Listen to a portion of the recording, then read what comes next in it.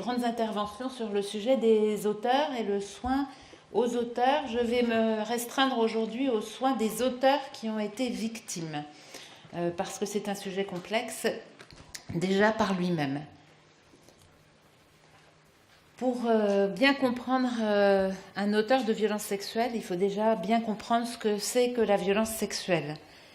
La violence sexuelle, vous en avez eu un aperçu aujourd'hui, c'est quelque chose qui détruit les êtres humains en profondeur. Je mets toujours, pour expliquer, cette image d'explosion que les personnes souvent verbalisent avec des mots comme ça a été Hiroshima, ça a été un tsunami. Moi, je dis que c'est une bombe à fragmentation. Je dis que c'est une bombe à fragmentation et que donc la personne est explosée psychiquement, physiquement, explosée dans toutes ses composantes énergétiques également. Et c'est pour ça que ça fait tant de dégâts. Comme on l'a vu aujourd'hui, on ne va pas en reparler longtemps. La violence sexuelle, eh bien oui, en 2016, on doit vraiment savoir que ça fait des dégâts dans le corps, qu'un certain nombre de pathologies sont liées à cette violence sexuelle. Et nous rappelons que attouchement et viol souvent font les mêmes dégâts médicaux, tout simplement parce qu'il y a cette composante énergétique autour de nous qui fait que, comme je le disais ce matin, on entre déjà dans notre intimité. C'est donc la situation la plus destructrice qu'un être humain puisse vivre, et au moins sur le plan législatif, on a le mot de crime qui est posé. C'est une violence qui engendre des troubles mnésiques avec des lésions anatomiques. Ce matin, j'évoquais justement ces lésions de l'amygdale, pas l'amygdale qu'on a au fond de la gorge, l'amygdale qu'on a là dans notre cerveau. Et comme vous l'a expliqué ce matin Anne-Cécile Petit, bien même dans notre génome, on a des inscriptions, des traces de cette violence. Alors ces troubles mnésiques qui ont souvent donc un rationnel anatomique, eh bien ils sont responsables de ces amnésies post-traumatiques, ils sont responsables de ces absences qu'ont les élèves en classe. Tout d'un coup ils partent, ils s'oublient, ils ne sont plus présents avec vous ou au travail. Ils sont responsables de troubles mnésiques qui sont même à long terme. On est en train de se poser la question, on est en train d'étudier le fait que certaines maladies d'Alzheimer, certains patients souffrant de maladies d'Alzheimer, en fait, ces maladies ne seraient que des conséquences de violences sexuelles vécues dans l'enfance. Et cela fait le terreau aussi de certaines bouffées délirantes. Sur le plan psychiatrique, médical, une bouffée délirante, c'est tout d'un coup quelqu'un qui pète les plombs dans le langage commun et qui va faire quelque chose d'absolument inattendu par rapport au caractère de cette personne. Pour bien comprendre ce qui se passe, vous avez entendu aujourd'hui que les violences sexuelles, ce sont essentiellement des violences faites aux enfants avant toute chose. Un enfant est petit, comme le rappelait Catherine, est léger, n'est pas capable de se défendre. Si nous, adultes, sommes attaqués dans un parking, on va essayer de se défendre, on va faire activer la légitime défense, même au prix éventuellement de tuer la personne qui est en face de nous puisqu'elle est en train de nous tuer. Un enfant n'est pas capable de faire ça. Mais il va quand même ressentir cette énergie qui est cette énergie de « il faut que je me débarrasse de cette personne en face de moi qui est en train de me faire du mal ». Et cette énergie-là, il est important qu'elle va être après, à la base, d'envies de meurtre qui vont être ancrées très profondément. Même chez les personnes les plus gentilles, les plus douces, il y a une énergie meurtrière qui est à l'intérieur. Et cette énergie, il va être extrêmement important de la contacter dans le soin pour la soigner, la faire sortir, la traiter, parce que sinon cette énergie meurtrière, elle va pouvoir se retourner à n'importe quel moment, soit vers l'autre, ce qui va vous expliquer pourquoi un certain nombre victimes deviennent des auteurs, soit cette énergie, on la retourne aussi contre soi dans les maladies dont on a parlé, mais aussi dans tous les processus d'autodestruction comme le suicide, qui est aussi là ces processus sont aussi là pour calmer des souffrances extrêmes. Ces envies de meurtre, elles sont parfois très verbalisées et en pleine conscience des gens. je me rappelle d'une séance de formation que nous avions et où une jeune femme victime avait témoigné devant tout le monde. Je passais mes nuits à essayer de trouver comment je pouvais faire souffrir l'auteur de mes souffrances plus qu'il ne m'avait fait souffrir. Il y a même samedi, on animait un atelier thérapeutique, une patiente qui a témoigné si mon ex-conjoint avait pu se retrouver dans les attentats, ça m'aurait fait plaisir. Elle signalait qu'elle attendait des nouvelles. La violence sexuelle touche, on le rappelle, des hommes et des femmes. On a trop tendance à parler de la violence sexuelle comme de la violence faite aux femmes par des hommes. Il faut vraiment, on insiste, recentrer vraiment le sujet sur la violence sexuelle est avant tout une violence faite aux enfants, hommes et femmes à égalité dans l'enfance. Et je signale l'atelier de Nicole Collin demain qui parlera des violences faites aux hommes. Oui, à l'âge adulte, ce sont majoritairement les femmes qui sont touchées et les personnes vulnérables. Donc les statistiques dans notre pays, donc on en revient parce que c'est important de les souligner. Hein, c'est une femme sur 4, un homme sur 6. Dans tous les pays, c'est publié, et à l'exception de la France qui n'aime pas publier de données et qui évite de faire beaucoup d'épidémiologie pour ne pas mettre ces statistiques en frontale. On a repris aujourd'hui donc l'importance de l'inceste et puis tous les dégâts qui sont faits en particulier tous ces jeux vidéo et toute cette technologie qui est reçue par nos enfants. La violence sexuelle est le fait d'hommes, oui, ça on en parle, mais on ne parle pas assez de la violence faite par les femmes.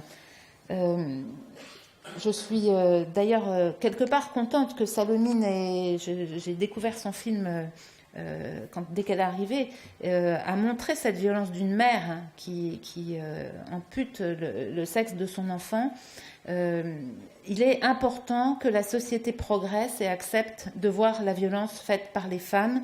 Et beaucoup d'hommes, en particulier, sont victimes de violences faites par les femmes. Alors c'est extrêmement subtil, je vais en redire un petit mot plus tard, mais la violence faite par les femmes est souvent très très subtile, et je vous renvoie, pour ceux qui ne l'ont pas vu par exemple, au film de Guillaume Gallienne, Guillaume et les garçons à table, qui montre comment une mère ne respecte pas l'intimité de son enfant, n'accueille pas un enfant dans son sexe, s'exhibe sexuellement, etc. Non, excuse-moi Christelle.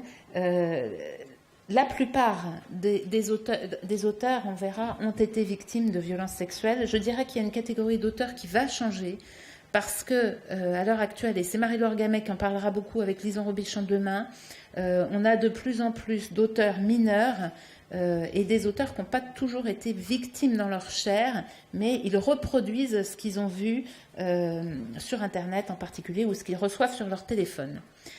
Dans tous les cas, les auteurs de violences sexuelles ont été victimes de violences physiques et ou morales. Donc ces faits de violences sexuelles en tant qu'auteurs, ils doivent être recherchés dès le parcours thérapeutique des personnes victimes, parce que les thérapeutes, il faut que vous soyez les soignants, les médecins, il faut qu'on soit conscient de la fréquence des faits d'auteur chez les personnes victimes. Et c'est pas toujours clair dans la tête parce que ces faits aussi sont soumis aux amnésies traumatiques. Je vais vous dire que dans mes statistiques, et j'ai quand même beaucoup de gens maintenant que j'ai accompagnés, j'en suis à plus de 50% à peu près de personnes qui ont été victimes et qui ont perpétré des faits d'auteur. Pour beaucoup, les faits d'auteur ont été perpétrés dans l'enfance. À travers des jeux qu'on banalise, hein, les jeux du docteur, les touches pipi, etc., jusqu'à ce qu'on s'aperçoive que finalement, c'était peut-être pas si anodin tout ça et que ça a fait des dégâts en face. Donc c'est très important de bien conscientiser et retravailler ces cadres de référence de la violence et de l'intimité. Et pour moi, il y a un signal d'alerte quand quelqu'un est en soins, une personne victime est en soins et que tout d'un coup, il y a un blocage dans le soin, on n'avance plus. Eh bien, j'encourage les thérapeutes à aller chercher ce côté auteur qui souvent peut bloquer le processus thérapeutique. Donc il est important d'accepter de voir la violence des femmes pour progresser. Je sais que Caroline Ressalmon était là, je ne sais plus si elle est toujours là. Non, elle n'est peut-être plus toujours là, malheureusement. Et malheureusement, parce que je vais parler d'une étude. En France, on a une particularité qui est d'avoir des unités médico-judiciaires. Ça veut dire qu'on peut réconcilier les données médicales et les données judiciaires. Et dans le syndrome du bébé secoué que vous connaissez, hein, ce syndrome où on secoue les bébés qui ont des hématomes et qui en meurent, eh bien, dans ce syndrome du bébé secoué, les statistiques sont recta. Il y a 50% d'hommes responsables de ce syndrome du bébé secoué et 50% de femmes responsables du syndrome du bébé secoué. Je ne vous dis pas dans les cas d'infanticide ou de bébés congelés combien la proportion des femmes est encore plus importante. Donc c'est important de conscientiser que la violence est la racine de la violence et on ne voit pas pourquoi les femmes ne seraient pas des auteurs aussi de violence puisqu'elles en reçoivent tant. Donc il est important de soigner toutes les victimes, hommes et femmes, pour qu'il n'y ait plus d'auteurs, femmes et hommes, dans le sens que vous le souhaitez. Il est important de prévenir pour que cette violence, bien sûr, n'arrive pas. Donc pensez aussi qu'un auteur prend du plaisir, parce que ça on l'entend souvent, la presse souvent se communique comme cela et beaucoup de gens le pensent. C'est une erreur profonde. Un auteur ne prend jamais de plaisir. Un auteur est en train, si vous le comprenez bien, de réaliser un événement meurtrier, un acte meurtrier dans la violence. Et c'est quelque chose qui n'a strictement rien à voir. Il ressort cette énergie meurtrière qui n'a rien à voir avec la sexualité ni avec le plaisir. D'autre part, pour l'endocrinologue que je suis, penser que castrer chimiquement un auteur est une solution thérapeutique est absolument stupide à mon sens, parce que eh bien, on fait du pseudo-symptomatique et on ne va absolument pas à la racine du problème pour traiter. Donc, il n'y a que l'exacte compréhension, c'est pour ça que je prends du temps pour vous dire, ce qui va vous frustrer, des choses assez courtes derrière, que l'exacte compréhension des mécanismes est importante pour pouvoir apposer les justes gestes thérapeutiques. Donc, soigner des auteurs anciennes victimes, c'est commencer par soigner la victime qu'il y a dans cet auteur. C'est très important. Soigner la victime qui a vécu un crime. Et ce n'est que dans un deuxième temps qu'il faut soigner l'auteur qui a réalisé un crime. Et ça ne veut pas dire qu'il va y avoir de la complaisance dans la deuxième partie. Mais il est extrêmement important, les thérapeutes le savent, quand quelqu'un a été victime, eh bien, il y a des tas de mécanismes de protection qui se mettent en place, dont de la rigidité, on se coupe de ses émotions, etc. Et ce processus thérapeutique doit absolument commencer par reprendre contact avec soi, reprendre contact avec ses émotions, et c'est là où on va pouvoir faire un bon travail après avec l'auteur. Voilà. Donc, ce travail, là aussi, il doit ne pas être que psychique, il ne doit pas être que dans la parole, il doit réintégrer le corporel, qu'on oublie trop souvent. Et je salue tous les thérapeutes corporels ici, parce qu'il y en a beaucoup qui travaillent avec nous. C'est fondamental de travailler en corporel aussi avec les auteurs pour aller réparer toutes ces émotions.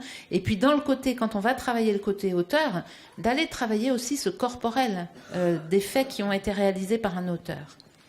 Il est important, ça c'est fondamental aussi, et on ne l'entend pas assez souvent, de caractériser la première agression vécue en tant qu'auteur. Elle n'est pas toujours simple à retrouver, en tant que victime, pardon. Elle n'est pas toujours simple à retrouver parce que souvent, les faits ont été perpétrés chez des enfants. Et donc, on est dans ces mécanismes d'amnésie et il va falloir trouver toutes les techniques possibles pour lever ces amnésies. Pourquoi ? Parce que la première agression que va vivre une personne victime va l'impacter dans son développement psycho-corporel. En tant qu'endocrinologue, je vois souvent des personnes arriver avec des retards staturo-pondéraux, par exemple. Ça, c'est l'inscription dans le corps. On entend par exemple quelqu'un parler avec une voix de toute petite fille, même à l'âge adulte, ou un garçon un homme parler avec une voix de petit garçon.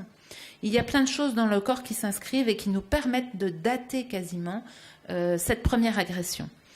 Et pourquoi c'est si important de le comprendre? C'est important de le comprendre parce que quand vous allez avoir en face de vous un auteur qui est bloqué à ce stade de développement psycho-affectif, psychocorporel, eh bien, si vous ne vous adressez pas à son âge, c'est-à-dire que vous n'utilisez pas les techniques pour travailler en réparation à l'âge où il a été bloqué, eh bien, souvent, on n'arrive pas à atteindre la personne dans le soin. Voilà, donc ça, c'est fondamental.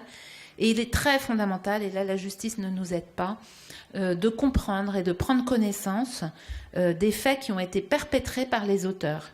Donc là, je ne sais pas si les législateurs qui sont dans la salle peuvent nous aider à quelque chose, mais on aurait besoin, les soignants, d'avoir autorisation de communication de ces faits, parce que pour vraiment soigner les gens, il faut qu'on sache ce qu'ils ont vécu, et ce qu'ils ont vécu et ce qu'ils ont fait.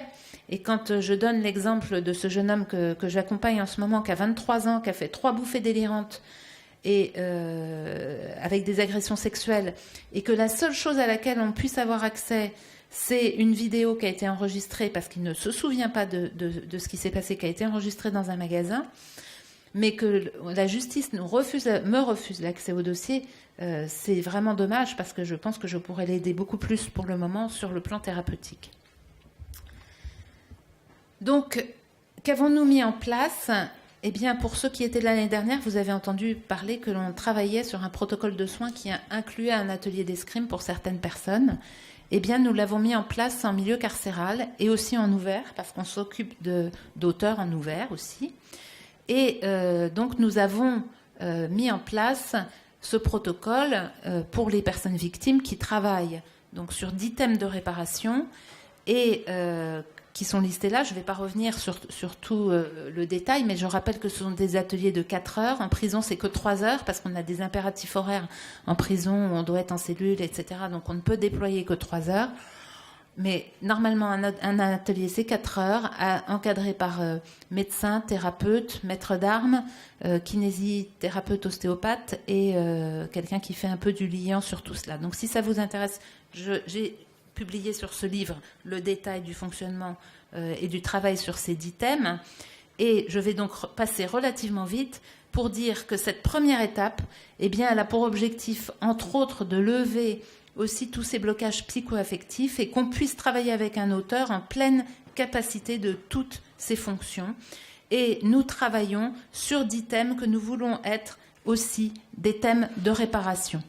Donc chaque séquence est travaillée en temps de parole, est travaillée en préparation physique dans le corps, est travaillée en escrime et est travaillée ensuite en relaxation. Et par exemple, pour vous donner un exemple, parce que ça je ne vais pas avoir le temps de tout détailler aujourd'hui, domination-soumission par exemple, en escrime, comment on va le travailler ? Eh bien, on va le travailler en mettant un tireur dos au mur, c'est-à-dire qu'il n'aura pas de zone de recul pour pouvoir être en retraite. Et là, émotionnellement, on va travailler sur les émotions qui surgissent là-dessus. Et bien entendu, en face, il va y avoir un autre auteur, puisqu'on fait travailler les auteurs ensemble, un autre auteur qui va agresser et être en domination par rapport à quelqu'un qui est bloqué. Voilà, donc ce sont plein de petites astuces qui nous permettent de faire des transferts et d'aller chercher les émotions de façon très profonde. En rouge, vous voyez le mot dégoût. Pour ceux qui ont vu le film Vice Versa, et ceux qui ne l'ont pas vu, je vous encourage à le voir, ce film absolument exceptionnel sur les émotions, qui s'adresse à tout le monde, qui s'adresse aux adultes, aux enfants, à tout le monde.